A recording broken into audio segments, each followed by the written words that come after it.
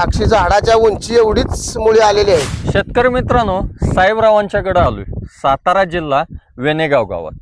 साहेबरावांच्या हातात काय आहे आपण बघू. साहेबराव, काय आहे हे रोप आहे लावलेलं. 12 तारखेची लागण आपण केली होती साहेब इथं. बरोबर. 12 तारखेला लागण केली त्यावेळेस हा गट्टा जो खालचा मुळ्यांचा आहे हा, तेवढाच आपण रोप लावलेलं होतं. बरोबर. पण आज बरोबर 17 दिवस झाले आळवणी करून. हं.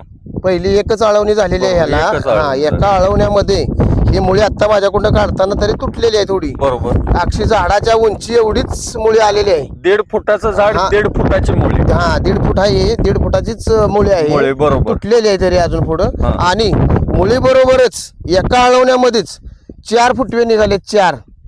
शेतकरी मित्रांनो, 4 फूट व 4 आणि 1.5 फुटाचा ऊस, 1.5 फुटाची मुळी. मुळी. ही कसं आलं हे ऐकण्यासाठी आमच्या युट्यूबच्या व्हिडिओला यायला लागतोय. 3 मिनिटाचा व्हिडिओ आहे. साहेबरावांचा इंटरव्ह्यू आपण पहिला व्हिडिओमध्ये घेत आहे. त्यामुळं हा व्हिडिओ तुम्ही 100% यूट्यूबला जाऊन बघा. ही माहिती जर आवडली असली, लाईक करा, शेअर करा आणि आमचं चॅनल फॉलो करा.